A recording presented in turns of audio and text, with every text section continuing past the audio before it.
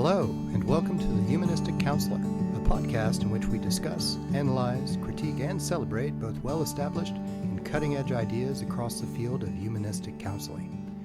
I'm Brett Wilkinson, Editor-in-Chief of the Journal of Humanistic Counseling, otherwise known as JHC.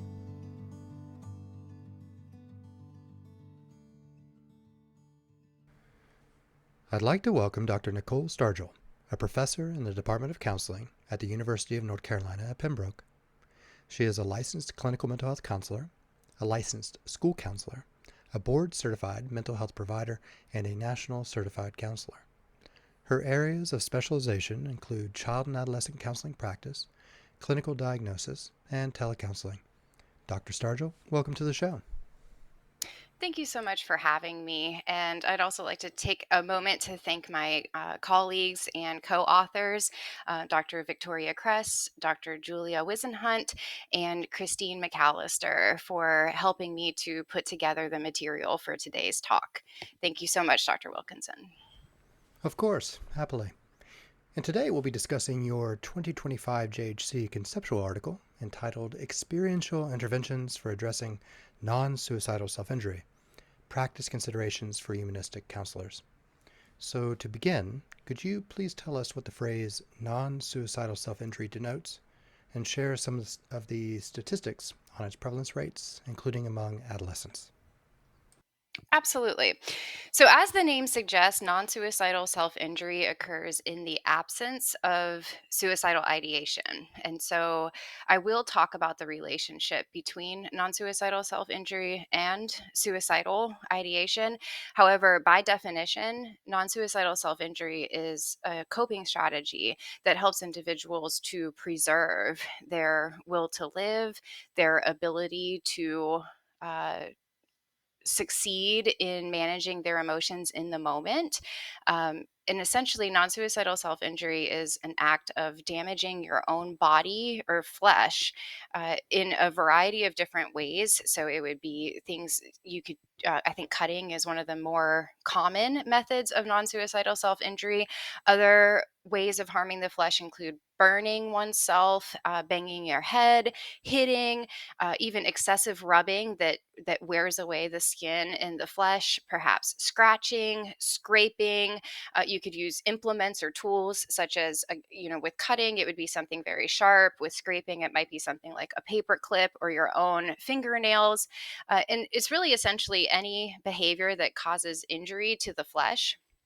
But again, this is an in the moment coping strategy. It is not long term. I often get the question, is body modification, body piercings, tattooing, are those instances of non-suicidal self-injury? And I would say in rare cases they could be. However, those are more one time occurrences that lead to different presentations of the body. They're not necessarily this in the moment way of regulating the emotions. And so, with that being said, non suicidal self injury serves a variety of purposes. And one is to distract the individual from overwhelming thoughts or feelings. So, when the mind is racing and the sympathetic nerve system is activated and individuals start to feel very dysregulated, non-suicidal self-injury can serve to focus all of that energy on one part of the body. And an analogy that I kind of like to use is if you're walking in the kitchen and fretting and worried and thinking and just really starting to feel out of control, but all of a sudden you stub your toe on the counter, all of your focus is going to go to that physical sensation in the moment. So that's one method or one reason why individuals would use self-injury is to focus all of that kind of feelings that are overwhelming and difficult to control into something that is very focused and controllable in the moment. So there's a sense of relief in the moment when individuals are using non-suicidal self-injury. Other reasons for using non-suicidal self-injury, there's many, and it's really important to speak with an individual and really learn their method or their reason, what comes first, what builds up to the idea to use non-suicidal self-injury, and then the actual behavior of doing so. That's a big part of what we do as counselors. Another reason why people would use self injury is as a grounding technique. So, if an individual is experiencing dissociation and feeling as though they're outside of their body or watching themselves from above, then the act of self injury can again produce feelings of like physical sensations that help an individual come back into their body. Another reason is to produce a positive feeling. So individuals might use self injury to really express themselves, to experience something. If they're feeling numb, perhaps due to depression, then when you experience non-suicidal self-injury, you start to feel alive. You experience a feeling, you confirm that you exist still in the world. So there's lots of reasons why people use non-suicidal self-injury. Essentially, it's a coping strategy, and as I mentioned before, we really want to have non-judgmental discussions around this. I think that people get very afraid, and rightfully so. As professional counselors, are we have ethical requirements to make sure that we maintain client safety. But at the same time, judging or having a fear reaction doesn't help an individual come to an understanding of why they're using this coping strategy, what leads up to it, and potentially working to find other ways that don't damage the body in order to experience some of these same feelings of relief, such as the emotional regulation, the grounding technique, the validation or the reminder or the confirmation that I am alive and that my feelings are real, and I am in touch with my body. So that's a lot of the reason why people use non-suicidal self injury. And in terms of the relationship with suicide, just briefly, individuals who are using non suicidal self injury are having emotional distress or mental health distress. And so, if we take this coping strategy away, sometimes they begin to feel even more hopeless and helpless and out of control. And so, if they're already having distress and then it becomes even more difficult, then they might decide that they are wanting to kill themselves. And if they decide that they want to kill themselves, then they already are quite adept at harming their body and their flesh. So the lethality of suicide tends to be greater in individuals who use non-suicidal self-injury. And the reason why I mention that is because there's definitely an established relationship between non-suicidal self-injury and suicide. However, if an individual tells us that they're not suicidal but they are using non-suicidal self-injury, first of all, we should definitely believe them because it makes sense. They're using this as a coping strategy. They don't want to die. That's why they want to feel alive and feel something. But likewise, we also should maintain very intentional and reliable suicide assessment. So, not to the point where we're not believing our clients that they're not suicidal, but definitely just knowing that there is a relationship between the two. Related to the prevalence rates, the in the clinical population, so that's individuals who find themselves coming through the doors of some sort of a mental health facility. The prevalence is 35% for females and 14% for males. In a community sample, so for those individuals who either are or are not in some sort of mental health therapy already, the prevalence is more like 18% for adolescents. And moving beyond developmentally, it reduces down to about 6% for adults. So that tells us a couple things, that non-suicidal self-injury tends to be most common in female adolescents, and it also tends to be most common in adolescents before they have developed techniques for connecting with their emotions, connecting with themselves in the moment, being able to regulate their emotions, finding other coping strategies that work for them. And so, although it does persist into adulthood, a lot of times we're seeing this behavior in younger individuals. Mm-hmm. And in your view, what makes humanistic and experiential approaches generally well suited for work with clients who are struggling with non-suicidal self-injury? That's a great question. I think that one of the very first reasons that experiential approaches are helpful for individuals who use non suicidal self injury is because it's a very in the moment behavior. Um, if you think about the act of harming one's flesh, it's happening in real time, and experiential approaches really bring in that live time perspective in session. We are going to tap in and connect to those same feelings that motivate this behavior when you're outside of session. And we're going to work to correct and reframe those experiences in live time so that you're able to reproduce this outside of session in the moment when these stressors or motivations to self injure occur. So that's one reason why experiential approaches are incredibly helpful. It's likewise very important to understand the cognitions, the thoughts behind, the motivations to self-injure. However, in order to approach this from a very efficient and intentional way, really kind of helping individuals not only understand what's going on, but also to help to feel a sense of control in the moment. That's what makes experiential approaches really important for working with clients who self injure. And experiential approaches are just highly indicated for the humanistic approach, in which individuals already have within themselves what they need in order to thrive. And so it's the theories that underpin a lot of experiential approaches are founded in the humanistic school of thought. So that, along with a humanistic counselor's ability to genuinely join with a client, letting go of our own fears and worries, understanding the human condition, and also harnessing the power of the therapeutic relationship is what makes experiential approaches from a humanistic foundation especially helpful for clients who use self injury. That makes sense. In your 2025 article, you and your colleagues do a great job examining 4 experiential methods in detail. You look at accelerated experiential dynamic psychotherapy, also known as AEDP. You look at emotionally focused therapy, or EFT, as well as expressive arts therapies and various mindfulness based approaches.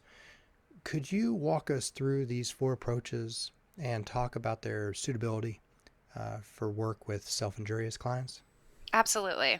It would be my pleasure. So, in terms of accelerated experiential dynamic psychotherapy, AEDP, as well as emotionally focused therapy, EFT, I will go over the basic foundations, the basic processes, and also just make a note that individuals who wish to use this with clients should pursue certification in either one of these techniques. There's I can explain the theoretical foundation, some of the basic principles and techniques. And then I would also encourage anybody who really wants to dig into AEDP or EFT to pursue certification that's really going to help open up the deepest, most kind of nuanced portions of these two approaches.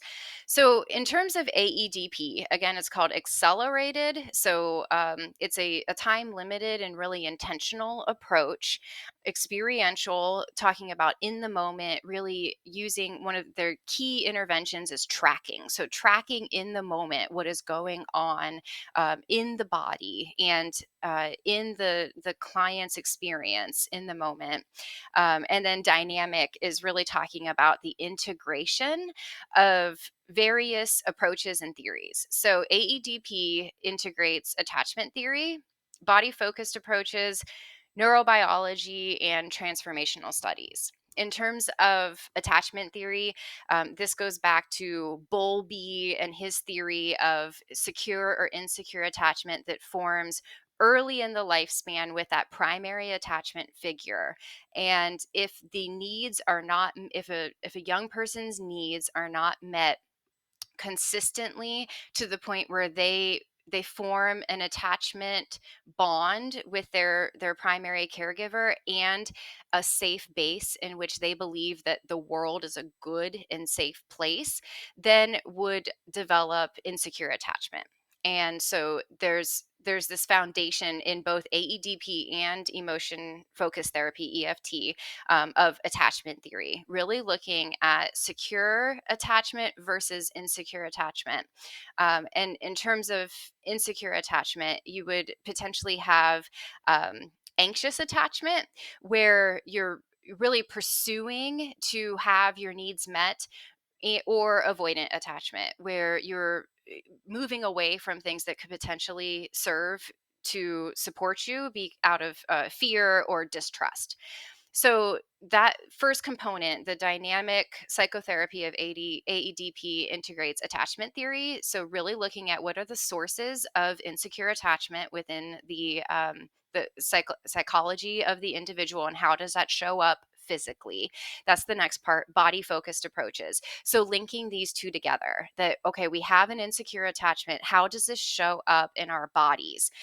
Taking it a step further, not only our emotional expression or our feelings, but the neurobiology behind it. So again, that sympathetic nervous system reaction, the neurobiology, the transmitters that are activated and contributing to feelings of dysregulation, and again, emotional regulation challenges, the feelings that we're having, the emotional feelings that we're experiencing as a result of neurobiology.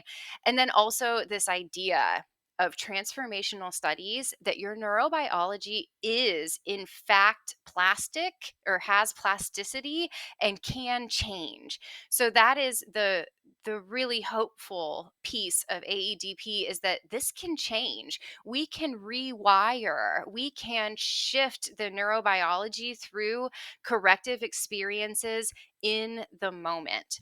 So with all of these theories that I'm going to talk about, something, a key piece that runs through these is that humanistic belief of harnessing the therapeutic relationship and the corrective power of that therapeutic relationship, but also the therapist's responsibility and ability to embody emotions within the therapeutic relationship, in the therapeutic session.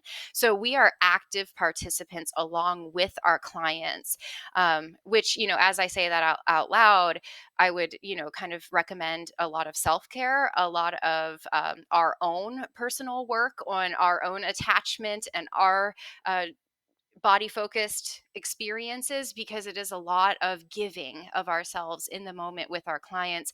And more specifically, it's a lot of experiencing what they're experiencing, empathy. And so with AEDP, we're going to look at attachment models. We're going to im- experience what the client is experiencing in terms of their neurodevelopment, the physical state of the body. And the intention is to create a sense of safety in the therapeutic relationship, which begins that corrective experience in the neurobiology, and eventually works to create new and more helpful connections between the sympathetic nervous system and our feelings, and the way that we're able to monitor and understand our reactions in the moment, as well as our behaviors that closely follow those reactions. So theoretically, if we're able to heal our neurobiology, then we're able to, in the moment, identify more helpful and healthy ways to deal with stressful situations. And what then follows are secure sensations and healthier coping strategies. Okay. And so this is the foundation for AEDP, but there are also elements or threads that you noted around the emotional attunement aspect that clearly parallels EFT and probably carries over a bit into the expressive arts therapies as well, yes? Oh, most definitely. So what I would say is AEDP and EFT are the more kind of like structured, intentional processes that you would again want to pursue certification so that you understand all of the deep nuances of these interventions. But these ideas that I just talked about in AEDP, they're going to transform or kind of persist through everything that we're talking about in terms of these humanistic experiential approaches, which is part of why I felt like it was really important to give a brief overview in this article, because just because you're not certified doesn't mean that these foundational concepts aren't going to inform the work that you're going to do, even if you are using something that's more commonly available to most therapists, such as mindfulness or expressive arts therapies. So, in terms of emotional focus therapy, the core concepts are again attachment theory. And so I guess that also kind of leaves us a little bit of a trail or a breadcrumb of, oh, attachment is probably very important. Attachment theory is probably very important when working with individuals who use non-suicidal self-injury. So that's just kind of like a piece that we can pull from this of we should go there. We should think about this. We should explore those early attachment relationships and also attachment styles in adulthood. Um, then EFT, in addition to attachment theory, really harnesses person centered therapy, which is a foundational humanistic concept of leveraging the core conditions and the power of the therapeutic relationship in itself. It is therapeutic in itself, the joining of two people together in a genuine and empathic way. And then when we layer intentionality on top of it through attachment theory, and in the case of emotion focused therapy through structural systems theory as well, then we're able to not only leverage just that inherent power of the therapeutic relationship, but we're also able to integrate an even deeper level of understanding and systemic change in the individual. So, when working with emotion focused therapy, we're going to first look at key attachment figures. But not only are we going to look at those early attachment relationships and bonds, we're also going to look at current attachment figures such as romantic partners, relatives, friends, or any loved ones. And we're going to identify with the client the emotions that are commonly felt when conflict arises. So, as we kind of mentioned before, is that non suicidal self injury tends to be a coping strategy in difficult times. And so, that would be times when people are experiencing things such as anxiety. Anger, sadness. And so in emotion focused therapy, we're going to really focus on those times when conflict arises, and in as a result the typical reaction or strategy would be non-suicidal self-injury. As therapists, we're going to work to embody those same feelings that the client experiences in those moments with present day attachment figures. And then we're going to identify what is the client's attachment style. So, again, back to either this anxious attachment when faced with a conflict with a key attachment figure. Does the client tend to pursue and demand resolution? Or do they have display some sort of avoidant attachment where they tend to shy away from conflict or avoid processing difficult emotions? Once we identify this in the client, we're able to also identify cycles in relationships. So, emotion focused therapy originally is for couples, and it's very effective for working with couples because each member of a couple has their own attachment style, and typically those tend to form cycles where one person might pursue and the other person withdraws. So you can see this pattern of push, push, push, and then pull away, pull away. Or there might be another cycle where both individuals tend to have an anxious attachment style where they're both pursuing. So in this pattern, you'll see both people pushing, pushing, pushing, and that can lead to some pretty explosive behaviors. Or less frequently, and there's a reason for it. Two people in a couple might have avoidant attachment styles where they both tend to detach. And the only reason why that's less frequent is because they just they don't work hard to preserve the relationship. They both just detach and move on. So the most common patterns that we're going to see are the pursue withdrawal or the pursue, because that's that pursuer, that person with the anxious attachment, is the one who kind of keeps the ball rolling. And so it's important to understand those cycles, because even though we're using potentially using emotion focused therapy with just the client themselves, not in a couples context, or um, Dr. Victoria Kress has started to do some work about, we typically do counseling with individuals or couples or families, but what about doing couples counseling with friends, right? With the client and their best friend, or the client and their mother. These patterns, these cycles are going to show up in very similar ways. So that's kind of a little side note, but basically, just for the purposes of this talk, really focusing on the individual and the way they show up in their relationships, but also taking time to identify those patterns that show up between them and their key attachment figures.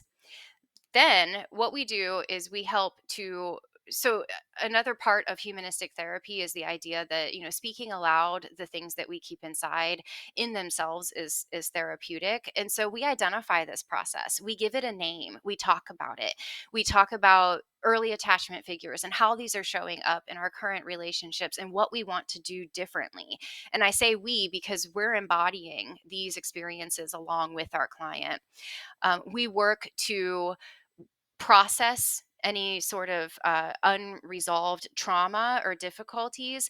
We work to find healthier attachment styles within the individual, and in turn, healthier emotional regulation strategies, so that we show up differently in our relationships. And that in itself creates that corrective experience, in which, so in EFT, we're really focusing on relationships as a common stressor for Mm, the use of non suicidal self injury. right. Yes. Corrective emotional experiences.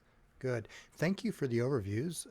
You've touched on these two well structured approaches, AEDP, EFT, their attachment foundations, foundational Rogerian elements that are required, and the need for, like we said, corrective emotional experiences, all very humanistic, attachment focused, relational.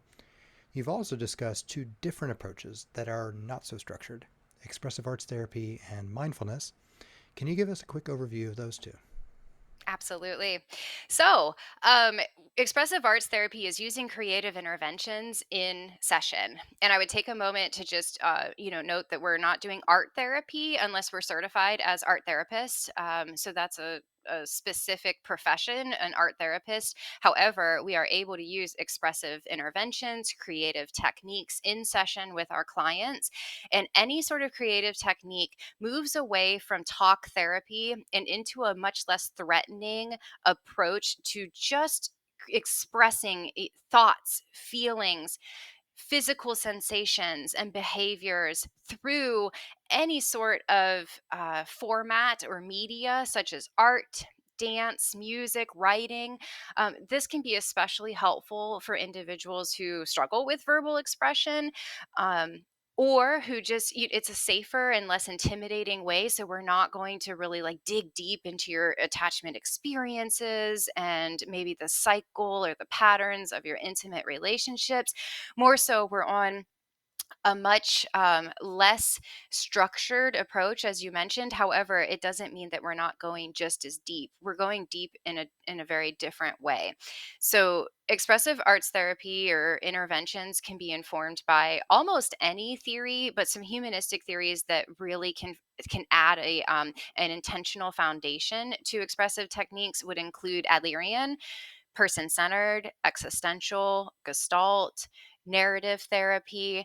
Any of these theories can be used and should be used to ground your creative interventions. So we wouldn't use creative interventions without a theory, without an intentionality behind it.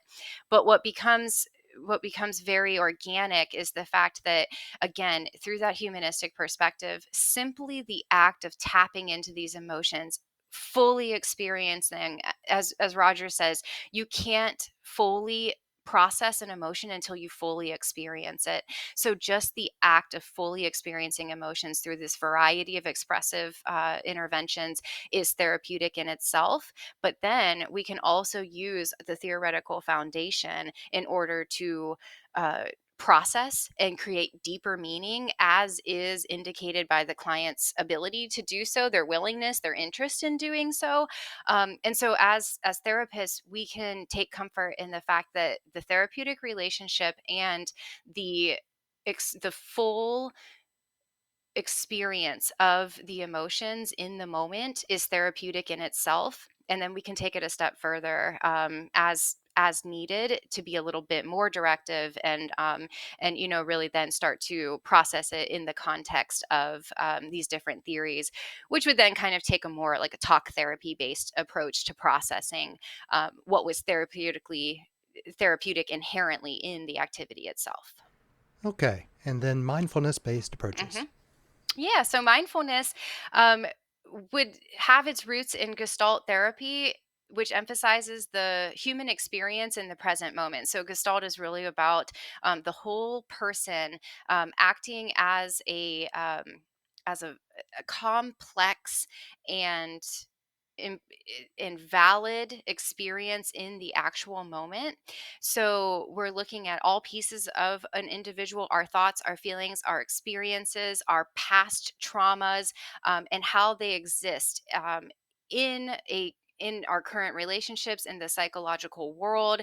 And so in terms of Gestalt therapy, the sum of all the parts is not as large as all of them put together, the whole of the individual. So almost like when we tap into the whole person, it is inherently more powerful than looking at any single part of an individual's experiences. So in this case, we really are looking at pursuing a holistic perspective, and then we're situating ourselves and the client within this experience of the whole person in relation to the world around us. We become aware of our existence in this psychological and physical world around us, and we become aware of our emotions in our body, ways that we can self-soothe and therefore reduce emotional reactivity.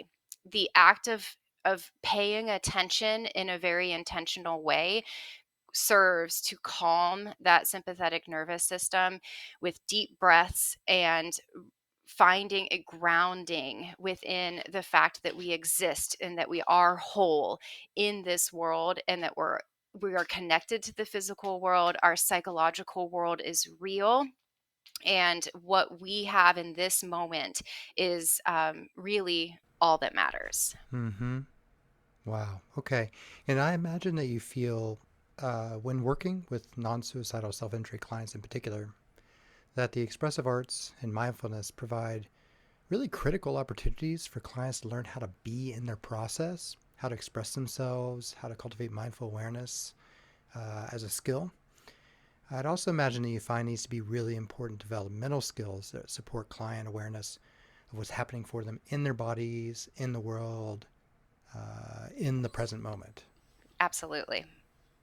Well, building upon that excellent kind of summary of especially the last two. So I love the foundation that, just the awareness and the insight that comes from the AEDP and EFT and the theories that form those approaches. I would hope that counselors feel more comfortable being in the moment with clients who use non-suicidal self-injury, as opposed to working to make it stop, or perhaps even fear. I think that when counselors want the non-suicidal self-injury to stop, it's our own fear that the individual is hurting themselves that's uncomfortable in itself, and may eventually accidentally or intentionally kill themselves. Those are some of the greatest fears that I have as a professional counselor. But I hope that the idea that clients have within themselves everything they need in order to become whole and full individuals is comforting in itself. I I also really appreciate the humanistic approach that the therapeutic relationship is a good portion of the therapeutic outcomes. It is therapeutic in itself to join genuinely with another person. So, although manualized interventions can be very helpful for working with clients who have non-suicidal self-injury, I also hope that counselors take away an ability to just be with clients, to experience what they experience, to maybe not feel like they have to fix it or change it. Rather more so that they can allow clients to experience it and understand their coping strategies, their behaviors, their innate needs around the emotional regulation and the reasons for the behavior. And so, kind of more so leaning toward trusting the process, more so than rather feeling like we have to control or fix it. And as I say that, a really important side note is that we should simultaneously be engaging in safety planning with clients who use non-suicidal self-injury. So the safety plan is something that helps an individual to write down on paper when they can identify their triggers or stressors, what types of coping skills they could practice or try instead, and then also resources that they can access if the coping strategies are not working for them in the moment. So with that, with this very kind of accepting and open approach to supporting clients in the moment through their self-injury understanding and urges, also kind of looping in that very practical ethical piece that we should engage in safety planning. We should make sure that clients have the resources they need to stay safe. Very important point. Last question, as always, what do you think is particularly valuable about humanistic counseling? In terms of humanistic counseling, I think the most important piece is the idea that clients have within themselves everything they need in order to grow in the ways that they wish and desire and hope. And that's not just a belief, that is a fact in humanistic counseling, that it is empowering, that clients have inherently what they need. And our role is to facilitate the process, which also can allow us to genuinely engage in that therapeutic relationship, to really harness the power of the present moment, and to allow clients to take charge and have autonomy over their behaviors, their coping skills, and their choices. Dr. Stargell, it has been a pleasure talking with you today. Thank you so much for joining us. Thank you so much for having me. And many thanks to you, good listeners, for spending time with us here at the Humanistic Counselor Podcast. All JHC articles can be accessed through the Wiley Online Library. If you're a member of the Association for Humanistic Counseling, then you get free access to this article and many, many others through the American Counseling Association website at www.counseling.org. If you'd like to become a member of AHC, then we hope you'll visit our website at www.humanisticcounseling.org. Thank you, be well, and hope to see you here next time on the Humanistic Counselor Podcast.